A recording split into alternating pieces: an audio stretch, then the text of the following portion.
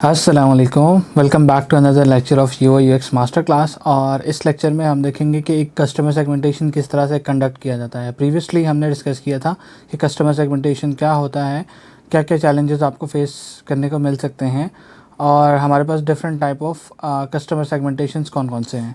सो इस लेक्चर में हम डिस्कस करेंगे कि कस्टमर सेगमेंटेशन कंडक्ट कैसे किया जाता है। सबसे पहली चीज़, आपने गोल्स और ऑब्जेक्टिव्स डिफ़ाइन करने हैं।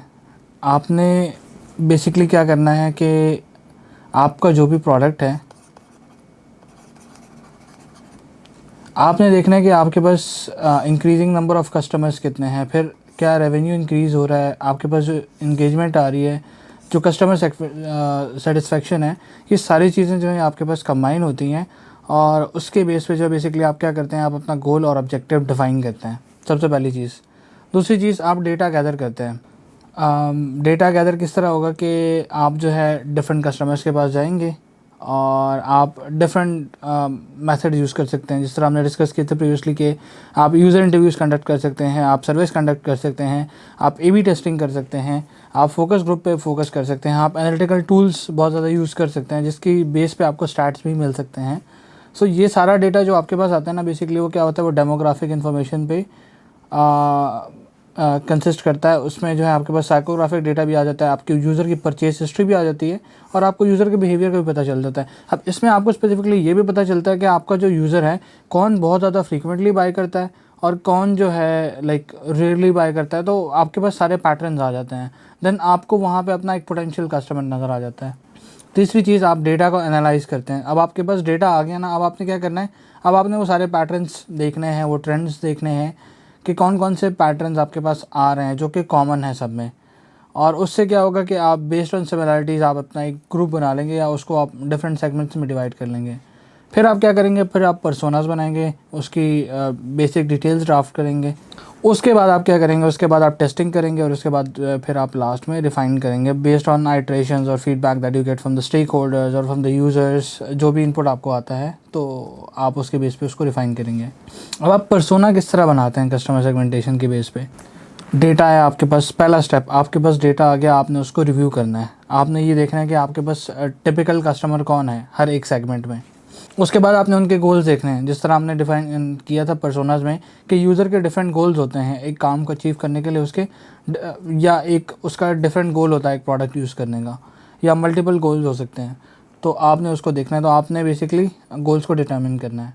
फिर आपने उनके पेन पॉइंट्स देखने हैं कि कहाँ पे जो है प्रॉब्लम आ रही है, कहाँ पे वो स्टक हो रहा है, कहाँ पे जो है बेसिकली उसको ऑब्स्टिकल या कोई भी प्रॉब्लम आ रही है जिससे वो यूज़र कंफ्यूज हो रहा है और वो आगे प्रोसेस नहीं कर पा रहा। फिर उसकी बेस पे जो है आप जो है क्या करते हैं, आप पर्सोना बनाते हैं। अब क्योंकि आपके पास ये सारी डिटेल्स आ गई, जिस तरह हमने यहाँ पे बात की कि आपने ये देखना है कि आपका यूज़र करना क्या चाहता है एंड देन आपका प्रोडक्ट किस तरह से उनकी हेल्प कर सकता है। अब जब आपके पास पर्सोना बन गया, अब आपने क्या करना है, आपने यूएक्स डिज़ाइन के डिसीजन लेने हैं कि किस तरह से एक पर्सोना प्रोडक्ट के साथ इंटरेक्ट करेगा। रिमेंबर हमने शुरू में बात की थी HCI, हमने ह्यूमन को अंडरस्टैंड किया, हमने कंप्यूटर को अंडरस्टैंड किया एंड देन हम जो है बेसिकली क्या कर रहे हैं, इंट्रैक्शन करवा रहे हैं दो प्रोडक्ट्स की, ह्यूमन प्लस कंप्यूटर, तो उन दोनों की आपस में इंट्रैक्शन हो रही है। अब आपने क्या करना है, अपने कस्टमर सेगमेंट्स को डिफाइन करना है based on the data that you collected, जिसमें आपके पास डेमोग्राफिक्स आते हैं, साइकोग्राफिक्स आते हैं, जियोग्राफिक्स आते हैं, आपके पास टेक्नोग्राफिक्स आते हैं, एथनोग्राफिक्स आते हैं। ये सारी चीज़ें जो आती हैं इसके बेस पे आपने क्या करना है, डिवाइड करना है। अब उसमें एक्स्ट्रा चीज़ें भी आ सकती हैं, परचेज हिस्ट्री क्या है, यूज़र बिहेवियर क्या है, बाकी सारे फैक्टर्स को देखते हुए फिर आपने देखना है कि उसमें से यूनिक नीड्स कौन सी हैं, क्या ऐसी नई नीड्स हैं जो यूज़र के कॉमन गोल्स में आ रहे हैं। फिर आपने क्या करना है, आपने पर्सनलाइज करना है यूज़र एक्सपीरियंस को। इसकी एक अच्छी एग्जांपल, बड़ी अच्छी एग्जांपल है स्पॉटिफ़ाई। स्पॉटिफ़ाई क्या करता है, जब आप स्पॉटिफ़ाई पे साइन अप करते हैं फॉर द फर्स्ट टाइम, तो वो आपसे म्यूज़िक जनर्स पूछता है। अब उससे क्या होता है, बेसिकली वो आपको ऐप, अब ये शुरू में इनपुट क्यों लिया जा रहा है कि आपकी ऐप आपके टेस्ट के मुताबिक कस्टमाइज़ हो जाए, कस्टमाइजेशन दे रहे हैं, आपको फ्लेक्सिबिलिटी मिल रही है। तो बिकॉज वो अपने कस्टमर सेगमेंट्स को अंडरस्टैंड करना चाहते हैं कि कौन से यूज़र का कौन सा वाला टेस्ट है म्यूज़िक का। Similar goes for other application as well. Lot of application these days आपसे पूछती हैं, शुरू में इनपुट लेते हैं, उसके बाद जो आपको ऐप उस तरह से कस्टमाइज़ करके दे देते हैं। And all of the reason is कि वो आपके टेस्ट के मुताबिक हो या आपके प्रेफरेंसेस के मुताबिक हो। एंड देन अगेन आप जो टेस्टिंग और रिफाइनमेंट करते हैं। अब बात आती है कि कस्टमर सेगमेंटेशन किस तरह से कन्वर्जन रेट या रिटर्न ऑफ इन्वेस्टमेंट में हेल्प आउट करता है, बहुत इंपॉर्टेंट है। सबसे पहली चीज़, आपने टारगेट ऑडियंस अपनी डिफ़ाइन कर दी। आपने देखा कि यार कौन से ऐसे वाले यूज़र्स हैं जो कि हाईली लाइकली कन्वर्ट हो जाएंगे, तो आपने वो पोटेंशियल आइडेंटिफाई किया और उससे क्या होता है कि आप एक स्पेसिफिक टारगेटेड मार्केटिंग कैंपेन भी चला सकते हैं। जिस तरह हमने प्रीवियस लेक्चर्स में बात की है कि आपको कभी भी पाकिस्तान में लैम्बोर्गिनी के एड्स नज़र नहीं आते या आपको एप्पल के एड्स नज़र नहीं आते। क्यों नहीं आते? बिकॉज आप उनके टारगेट ऑडियंस में नहीं आते। वो स्पेसिफिकली अपने टारगेट ऑडियंस के बेस के ऊपर एड्स कैंपेन चलाते हैं टोटली। फिर आप मॉडिफाई करते हैं यूज़र एक्सपीरियंस को based on what the user wants, या यूज़र को क्या क्या रिक्वायरमेंट्स हैं। एंड देन आप जो है क्या करते हैं, आप फ्रिक्शन को रिड्यूस करते हैं। मीन्स के जो इश्यूज़ आ रहे थे कॉमन, कहीं पे ग्लिच था, कहीं पे एब्स्ट्रैक्ट हो रही थी, कहीं पे एरर आ रहा था, वो सारी चीज़ें आपने रिजॉल्व कर दी। और फिर आपने रेलेवेंसी को इन्हांस किया। आप क्या करें, आप यूज़र इंगेजमेंट को ज़्यादा फोकस कर रहे हैं। आपने कोशिश की कि आपकी लीड जनरेशन या कन्वर्जन अच्छी हो, आपका यूज़र जल्दी से जल्दी एक चेकआउट स्क्रीन पे पहुंचे। तो इन सारी चीज़ों को आपने ज़्यादा फोकस किया। अब कॉमन चैलेंजेस क्या आते हैं जब आप स्पेसिफिकली कस्टमर सेगमेंटेशन बनाते हैं? सबसे पहली चीज़ आपके पास आती है डेटा क्वालिटी।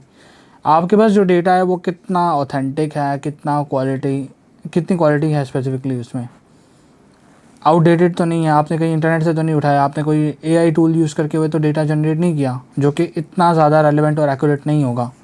Over segmentation. अब ओवर सेगमेंटेशन क्या होता है कि बेसिकली जब आप चीज़ों को डिवाइड करते हैं डिफरेंट ग्रुप्स में, और उससे क्या होता है कि आपके पास बहुत ज़्यादा स्कैटरिंग आ जाती है। इस तरह कल हमने बात की थी ब्रॉडर स्कोप की और नैरो स्कोप की पर्सोना में। तो जब हमने डिस्कस किया था ब्रॉडर और नैरो को, तो हमने ये भी बात की थी कि जितना नैरो होगा उतना ज़्यादा डेटा रिच होगा, और जितना ज़्यादा ब्रॉड होगा उतनी कन्फ्यूजन्स क्रिएट होंगी। बिकॉज हर एक रीजन या हर एक सेगमेंट पे यूज़र बिहेवियर चेंज होगा, वो सिमिलर नहीं हो सकता।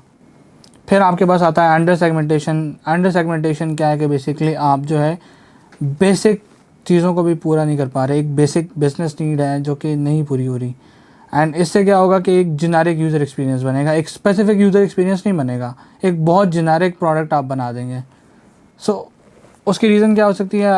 एक रीज़न ये भी हो सकती है कि आपके पास रिसोर्सेज नहीं है। लैक ऑफ रिसोर्सेज की वजह से ये सारी चीज़ें हो सकती हैं, because everything has a cost.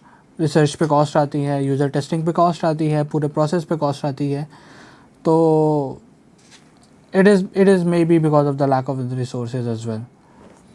And then challenges क्या आते हैं कि सबसे ज़्यादा डिफ़िकल्टी आती है पर्सनलाइजेशन बनाने में। यूज़र के लिए पर्सनलाइजेशन कैसे होगी, आप यूज़र को कितना फ्रीडम और कंट्रोल दे रहे हैं अपने प्रोडक्ट में, तो ये बहुत ज़्यादा डिफ़िकल्टीज़ आती हैं बेस्ड ऑन अगर आपके पास डेटा सेट बहुत ज़्यादा कॉम्प्लेक्स है। अगर आप लेट्स सपोज पूरे एशिया का डेटा उठा रहे हैं और उसको लेट्स सपोज आप कहते हैं कि जी पाकिस्तान है मेरे पास, उसके पास इंडिया है, आपके पास यूएई आ जाता है, ये सारे रीजन्स अगर आप देखें तो अब यहाँ पे यूज़र बिहेवियर चेंज होगा, यहाँ पे चेंज होगा, यहाँ पे चेंज होगा। उसकी रीज़न ये परचेजिंग पावर आ जाती है, इकोनॉमिक सिचुएशन आ जाती है, बहुत सारी चीज़ें, बहुत फैक्टर्स उसमें आपका इम्पैक्ट क्रिएट करते हैं। तो स्पेसिफिकली ये सारी चीज़ें जो हैं आपकी कस्टमर सेगमेंटेशन में आ जाती हैं। आप इसका जो अगला पोर्शन है जिसमें हम थोड़ा इन डेप्थ देखेंगे चीज़ों को, एक केस स्टडी देखेंगे, तो उसको हम नेक्स्ट लेक्चर में डिटेल में डिस्कस करेंगे।